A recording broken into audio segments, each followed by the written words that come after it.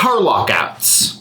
How to deal with no-shows. If you've been in the industry for any manner of time, you have had to deal with no-shows, right? Getting a call, going out there, and no one's there, right? Right. Yeah. It's just a fact that we have to deal with. And so what I wanted to do is bring on two familiar faces. Of course, we got the LockFather right here, my dad, and we got Kip. Hello. Thanks for coming on. Yeah. So as what I wanted to do is really just have a real conversation about the realities of dealing with no-shows, and more importantly, how to hopefully prevent them.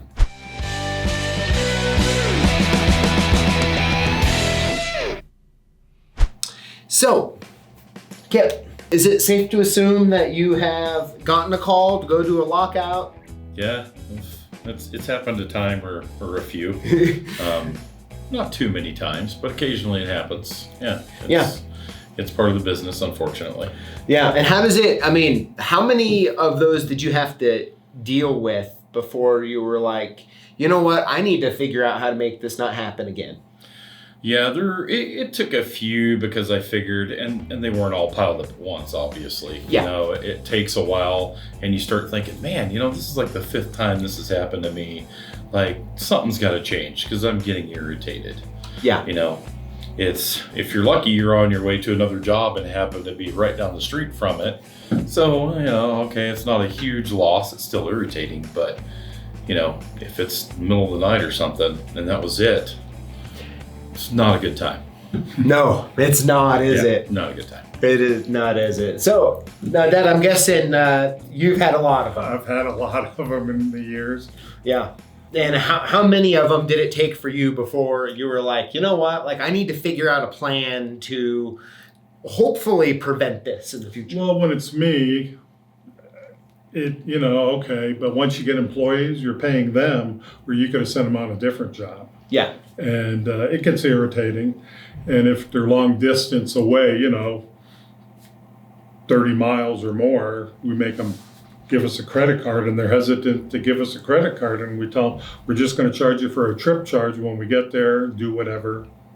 We'll charge you the rest of it. Yeah.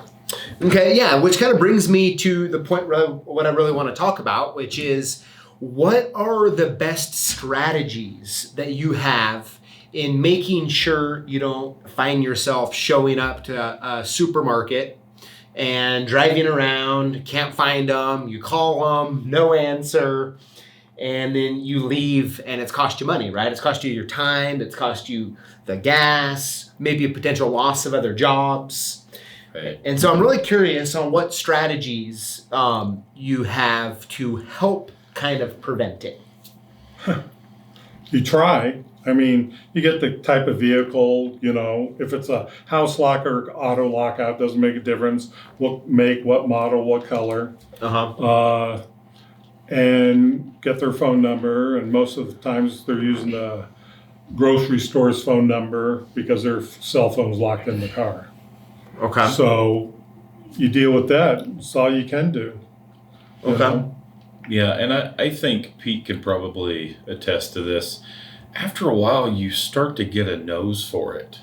Like, you start to get a feel for the conversation on the phone, that something might not be, they might call somebody else, or they might fly the coop on you or something.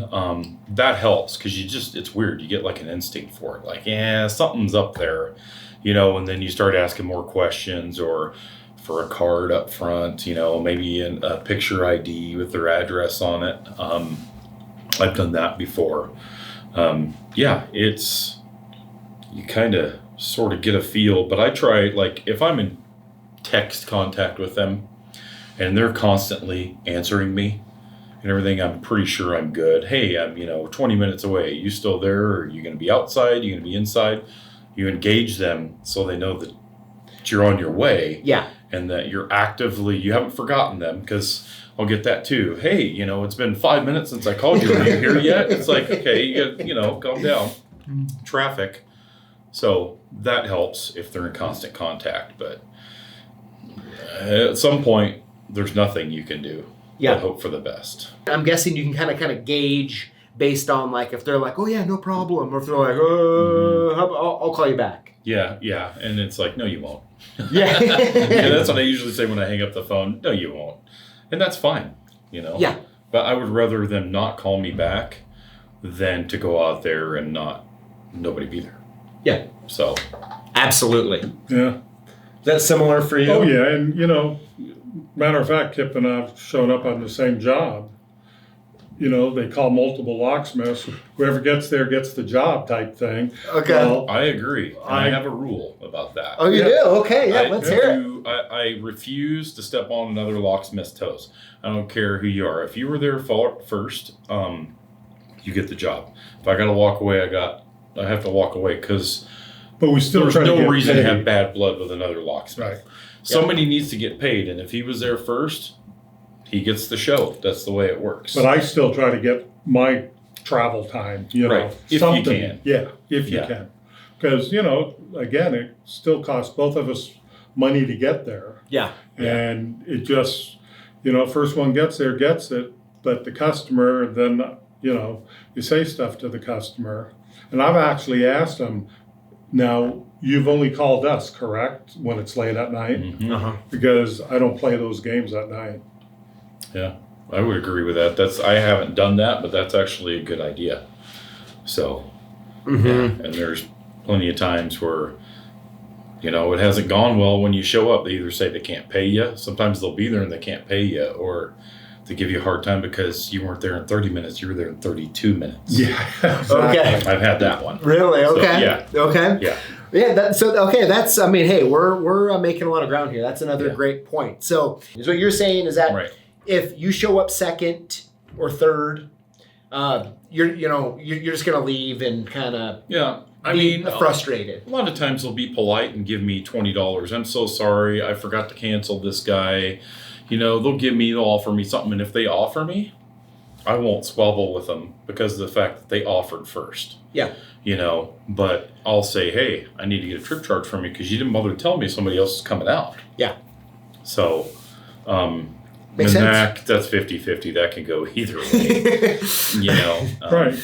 I mean, what kind of do you think these people have some sort of anxiety when they've called everybody on the Google listing and they're sitting there, they're like, I'm going to have to hurry and get this car on, the first person here needs to get it done quickly because I got to get out of here. You would imagine it's not a peaceful time for them. No, a lot of them are panicky, and they're not thinking straightly, which I get that. You have a mom with kids in the car, as all three of us know, dealing with a mom with a kid locked in the car, all she wants is her kid out of the car. She's not thinking about who she called, what time, where. She just wants them out. Yes. Right. And you better get there quick.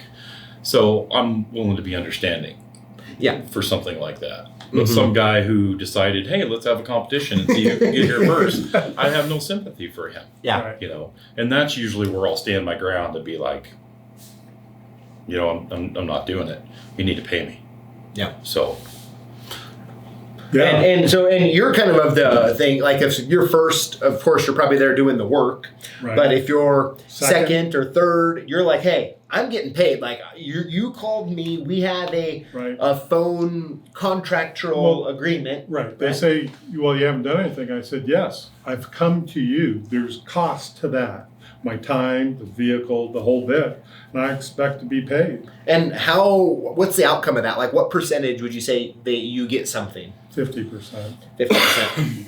And, Kip and I've known each other for a long time because they used to work for me. Yeah. And, there's no hard feelings or anything. We treat each other with respect. And, Absolutely. You're professional. I mean, yeah. If he has a problem, he comes, talks to one of us, or if we need something, we might call him. Sure. But, there's no sense of have rivals, as they call Yeah. it, in the locksmith industry, because we're all in the game together. There's more than enough work for all of us. We just, if you do it good and do it professionally, that's what I care about. Yeah. Right. It's kind of a brotherhood. It Right. really is, try to watch out for each other, especially in this day and age. Absolutely. It's not worth $1 to me to Right. to squabble over if somebody got there before me. You know Sure, what I mean? right. It's just bad policy, I think. And the same thing about sharing parts. Right. You know, if he doesn't have it, he might call us if you didn't have it, you know. Yeah. Say, hey, yeah, Absolutely. we got one, come, you know, just replace it. Sure. I've done that. I've had to stop by the shop and it's like, please tell me you have this key. I know you guys, if anybody has it, but I don't. Right. You know, and it's worked out most of the time, you know. Yep. So, yeah. But you got to work together and, you know, like I say, be professional, and, you know, customers don't always understand. Yeah. And They don't understand the cost either that Right. you accrue of things that you don't get money back on. Right, and some locksmiths go, well, they don't want to be in relationship with another locksmith because I got the parts. Why do I give them to him and let him make it? I got everything. Yeah. Well, that's the wrong attitude to look at. Yeah. But, you know, lockouts all the time. It's, you know, Yep. hot and cold. Absolutely. No, okay, what was that? You made another point there towards the end. Well, I can't remember what it was all of a sudden, but it was good. I don't know. I probably lost it myself, Oh. but well, mainly the professionalism of working with each other. That's a big thing. You know, if I need a key, I'm going to stop by the shop and grab a key. Yeah. That's probably the last thing that I said was, you know, or some special part. Hey, do you guys happen to have this part? I'll buy it from you. Mm-hmm. Because you never know. Maybe you guys are short on something, you know, or Never you need know. some technical part for. Right. You never know when the tables turn. Yeah. That's the way I look at it. Yep. So, I mean, I think if we were to take all of our conversation we've had here and kind of bottle it up a little bit, is what I'm hearing from both of you who have a lot of experience in the locksmithing industry, to start to kind of feel out those phone calls, right? Kind of get your the spidey sense, so to speak, right? Yeah. And really, if you're hearing little things that make you question, to kind of dig in a little bit, maybe even get a credit card as a payment and let them know that, hey, if you cancel, it's going to be 50% or whatever, just to kind of get them to commit, right? And then, you know, come up with some sort of strategy that if you show up to a job with another locksmith already there, don't just like lose your mind, right? And just go all emotion. Like figure out like what's acceptable to you and try not to blame the first guy there because he has no idea most likely. Right. Like No 99.9%. He's just there doing his work. And then it's just as awkward for him as it is for you when they show up.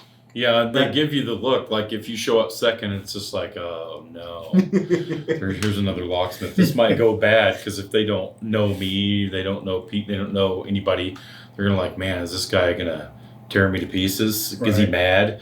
You know, and usually it's fine. It's like, hey, how's it going? Yep. So. Yeah. I've had a few in the past, but didn't go real smooth with the other locksmith. But, you know, so far, you know, you do your best you can. Yeah. Well, great. Well, thank you to both of you for coming on and kind of talking about it. I really think it's helpful for people. And I think a lot of times, you know, if you're in an area where you don't have a lot of other locksmiths or you've had the problems, it just feels good to have a conversation about it. Absolutely. You know? Yeah. And you can tell stories for hours. Yeah. So there's always good stories. There is. You might have to do a stories video at some point. Yeah. Oh, yeah, that might be Because good. I've gone to other locksmiths just to introduce myself when I first moved up here in the industry. They say, okay, get out. And that was the end of our relationship. Yeah. You know? Just part of the game. Yeah. That's too bad. Well, now I own them both. Yeah. Well, you can say that, I guess. There's something to be said for that. So, hey, I try to be nice. Yeah, that'd be nice. Yeah. Good stuff. Well, hey, everybody, I would love to know, and I'm sure Pete here and Kip would both also love to know your thoughts and your strategies and your experience in the comments below. So make sure you also include the hashtag LockBoss to automatically get entered in to win one of 5 free prizes we give away each week on YouTube. Thank you all for watching. Thank you both for coming on. Thanks for No having me. problem. And we'll see you all next time.